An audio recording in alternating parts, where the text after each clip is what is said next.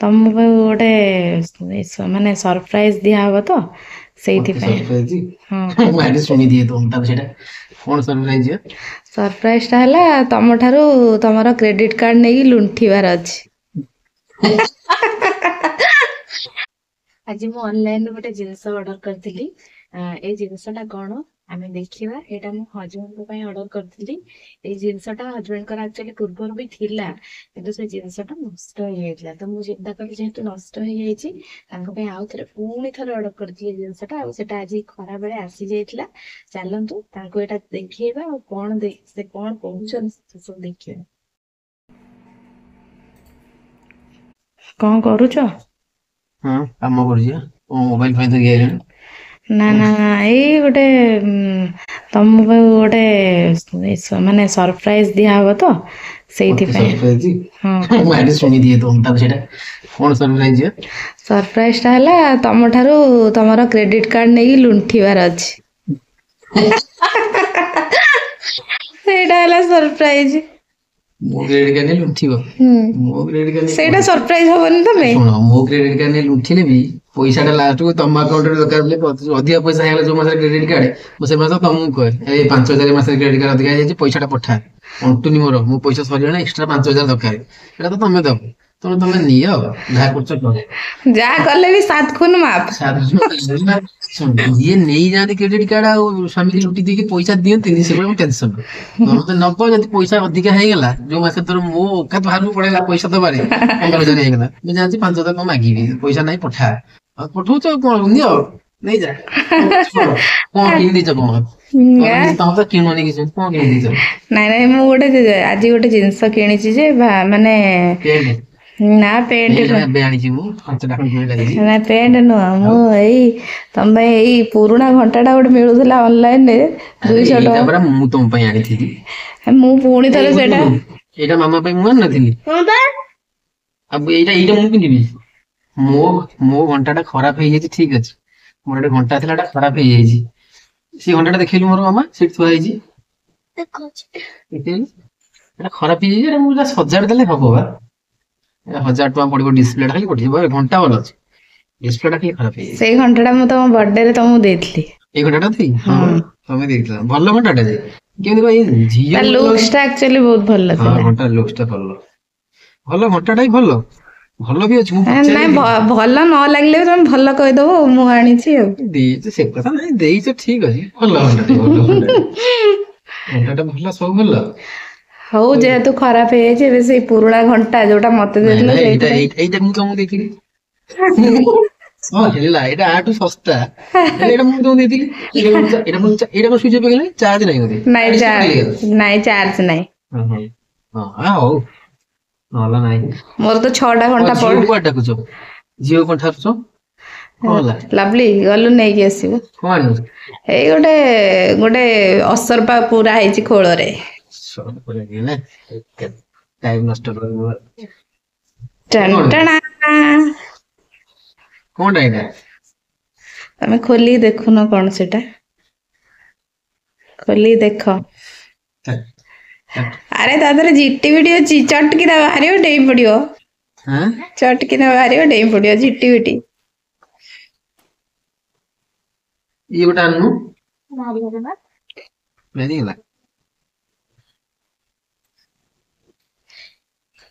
ବାପ ଝିଅ ପୁରା ବ୍ୟସ୍ତ ହେଇଗଲେଣି, କଣ ସତରେ ମୁଁ ଝିଟି ପିଟି ନା? ଘଣ୍ଟା ବୋଧେ ହେଇଥିବ, ଲାଗିଲାଣି। ଘଣ୍ଟା ଦେଖୁଛୁ ଆମେ, ଘଣ୍ଟା ହେଇଥିବ ଆଉ। ଦେଖା ଦେଖା। ମୁଁ ମନା କରିଥିଲି, ମୁଁ ହେଇଥିପାଇଁ ମୋ ଘଣ୍ଟାଟା ଖରାପ ହେଇଗଲା, ମୁଁ କହୁନୁ ସେଇଥିପାଇଁ ତମକୁ କହୁନୁ, ମୁଁ କହିଲି ଘଣ୍ଟାଟା କହିବିନି। ହେଲାଣି ବୋଧେ 15-20 ଦିନ ହେଲାଣି, ଖରାପ ହେଲାଣି ବୋଧେ। ମୁଁ 10-12 ଦିନ ହେଲାଣି। ତା ଆଗରୁ ହେଇଗଲାଣି, ମୁଁ ତମକୁ କହୁନଥିଲି। ତମେ ଜାଣିଲ 12 ଦିନ, 15 ଦିନ, 17 ଦିନ ହେଇଗଲାଣି। ମୁଁ ରଖିଥିଲି, ଆଉ ମୁଁ ଯୋଉ ପିନ୍ଧିକି ତଥାପି ଖରାପ ହେଲା ପରେ ମୁଁ 3 ଦିନ ଖଣ୍ଡେ ପିନ୍ଧିକି ଯାଇଛି, ତମେ ଦେଖିଥିଲେ କାଳେ ଇଏ କରିବେ।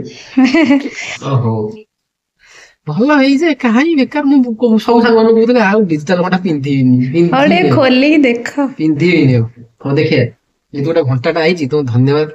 ଆଉ କିନ୍ତୁ ବେକାର, ମତେ କାହିଁ ଏଇଟା ମାମାର। ଏଇ ଦେଖୁଛନ୍ତି ଘଣ୍ଟାଟା, ମୁଁ ମାନେ 15 ଦିନ ଖଣ୍ଡେ ହେଲାଣି ଘଣ୍ଟାଟା ଖରାପ ହେଇଛି, ମୁଁ ଘରେ କହିନି ଯେ ଖରାପ ହେଇଛି ବୋଲି 15 ଦିନ ଅଧିକା ହେଲାଣି।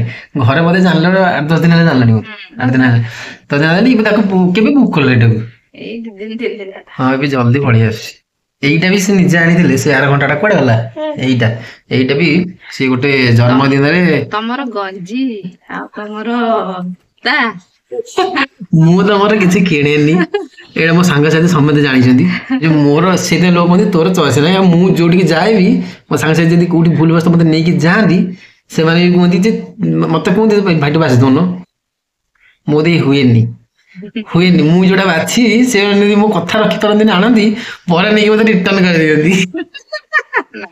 କାହିଁକିନା ମୋର ନିଜ ଚଏସ୍ ସତ କଥା ମତେ ମୁଁ ଜାଣିପାରେନି ଚଏସ୍ ଟା କଣ ସେଇଥିପାଇଁ ମୁଁ ସେଥିପାଇଁ ଓହରିଯାଏ। ତମକୁ ସବୁ ଭଲ ଲାଗେ। ହଁ ମତେ ସବୁ ଭଲ ଲାଗେ ତମକୁ ସେଇଟା। ଡାଲମା ସୌମ୍ୟ କହିଲା ବେଳେ ଡାଲମା ଭଲ ଲାଗେ, ମଟନ ଭଲ ଲାଗେ, ମଟନ ଭଲ ଚିଙ୍ଗୁଡି ଲାଗେ ଭଲ ସବୁ ଲାଗେ, ଭଲ ସବୁ ଲାଗେ। ଟେଷ୍ଟ ଏଇଟା ଲାଗୁଛି। ମୋର ମାନ ଭଲ ଲାଗେ ଆଉ ସେଇଟା ମୋର ମାନ।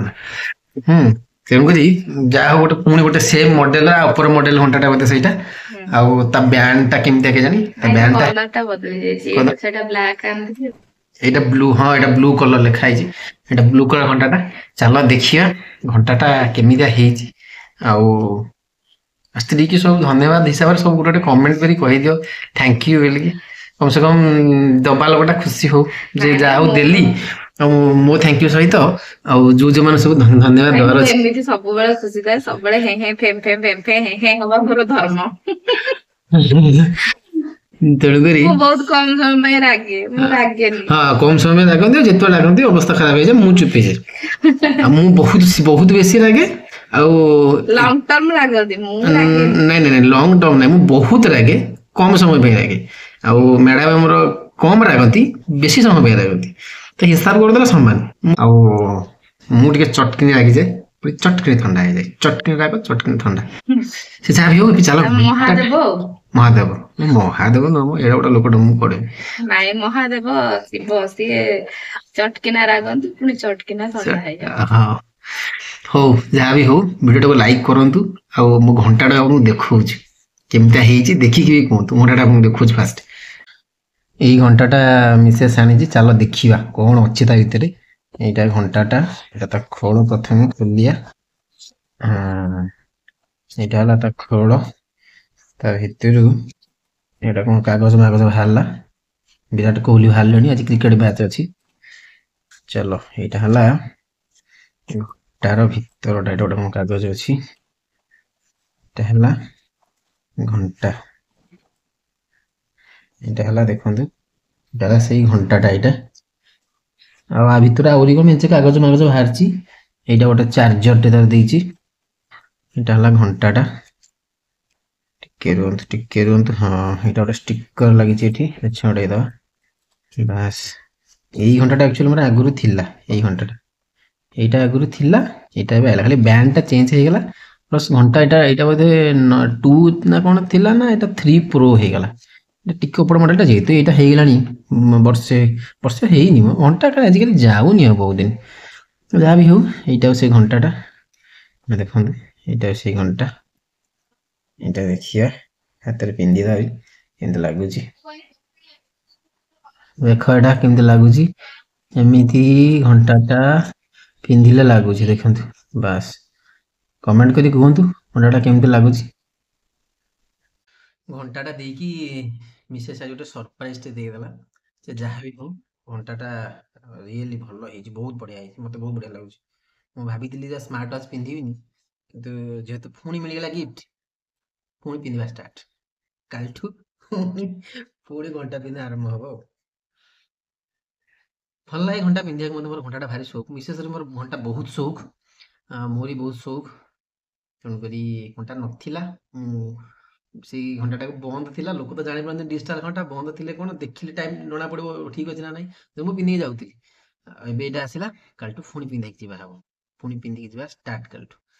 ଯାହା ବି ହଉ ଆପଣଙ୍କୁ କେମିତି ଲାଗିଲା ଆଜି ଭିଡିଓ ମତେ କମେଣ୍ଟ କରି କହିବେ। ପୁଣି ଦେଖା ହବ ଭିଡିଓରେ। ଆଜିର ବ୍ଲଗ ଏଇଠି ସରିଲା, ଟାଟା।